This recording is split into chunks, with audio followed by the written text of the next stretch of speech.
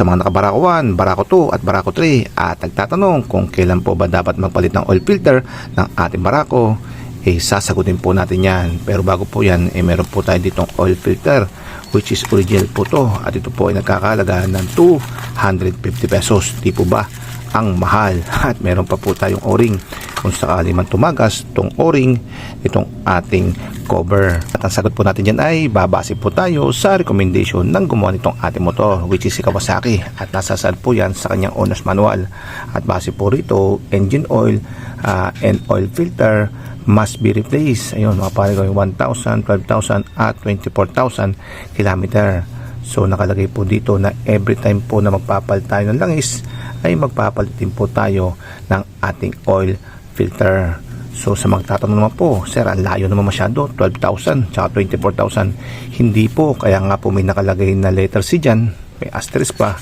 Sinabi niya po rito na service more frequently when operating in severe condition, dusty, wet, muddy, high speed, or frequent start and stopping. So binigyan po tayo ng karapatan ni Kawasaki kung kailan po tayo magpapalit ng ating engine oil at babase po tayo sa condition po ng ating kapaligiran. Kung ito po ba ay dusty, wet, muddy, or tumatakbo po tayo ng high speed.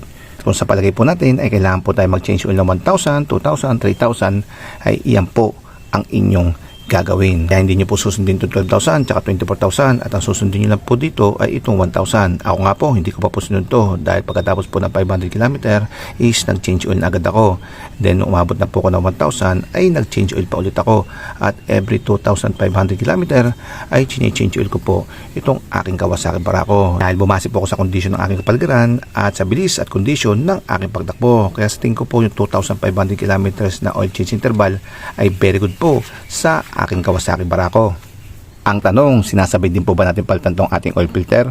Opo, dahil yan po yung nire-recommend ng gumawa nitong ating motor na every time po tayo mag-change oil ay isasabay na rin po natin palitan tong ating oil filter. Talaga naman pong napapamahal tayo at halos gumagastos po tayo ng 500 pesos para lang po dito dahil 250 po dito sa ating oil filter at 250 naman sa ating langis. Tanggap po natin yan dahil may kasabihan po tayo kung gusto nyo po na magastos na motor ay Kawasaki barako po ang inyong bilhin.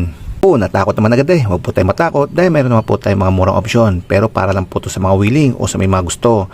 So option number 1, pwede po natin sundin yung every change oil ay magpapalit po tayo ng ating oil filter pero yung gagamitin po nating oil filter ay hindi na po tong original or mamahalin. Ang gagamitin po natin ay yung mga replacement lamang at mamurahin at nagkakahalaga po to ng 40 pesos lamang. Di po ba? Ang laki ng diferensya from 250 to 40 pesos. So yan po yung ating option number 1. Option number 2, ito po para po sa mga ay gumamit ng mga mumurahing replacement filter at yung gusto pa rin po gamitin ay yung original. Ito ginagawa rin po natin to pag kulang po tong ating budget. So nag-i-skip po tayo ng isang change oil. Kaya lumalabas po na sa susunod na po na change oil ay doon lang po tayo magpapalit ng ating oil filter. Kaya sample po ay tulad sa akin na every 2,500 km ay nagpapalit po ako ng langis pero mag-i-skip muna po ako dahil wala po akong budget at hindi muna ako magpapalit ng aking oil filter.